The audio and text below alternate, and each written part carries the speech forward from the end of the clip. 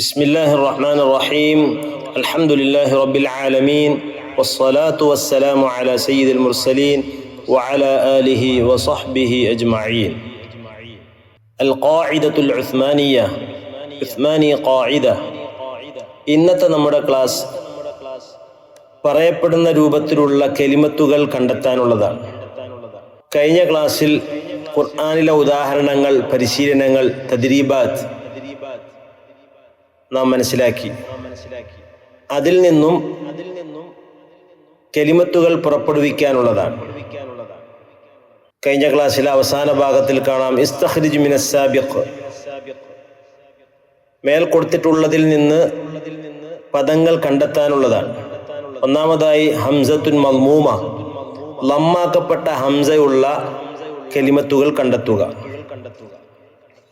രണ്ടാമത് അൽ ഹംസാത്തുൽ മഫ്തൂഹ, ഫത്ഹാക്കപ്പെട്ട ഹംസകളുള്ള കെലിമത്തുകൾ കണ്ടെത്തുക.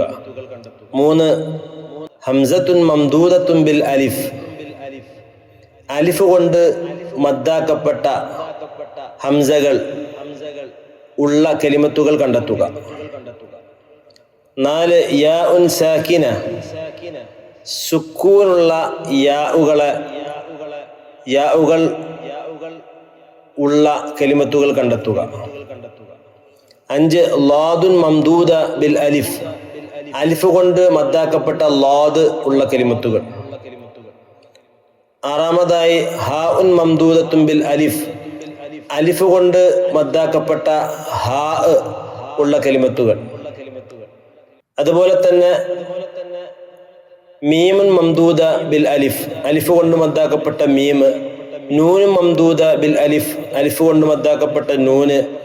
റാഉം മംദൂദ ബിൽ അലിഫ്, അലിഫ് കൊണ്ട് മദ്ദാക്കപ്പെട്ട റാ.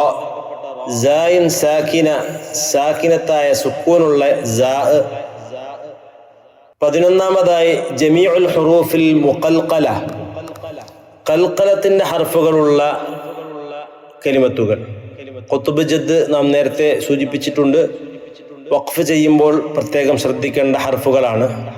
സുക്കൂൻ ലഭിക്കുമ്പോഴും പ്രത്യേകം ശ്രദ്ധിക്കേണ്ട ഹർഫുകളാണ്. ഈ ഹർഫുകളുള്ള കലിമത്തുകൾ അതിൽ നിന്ന് വളരെ പെട്ടെന്ന് കണ്ടെത്താനുള്ള ശ്രമം നടത്തുക. ഇതിലൂടെ ഒരു പരിശീലനമാണ് ഉദ്ദേശിക്കുന്നത്. അല്ലാഹു തൗഫീഖ് നൽകുമാറാകട്ടെ.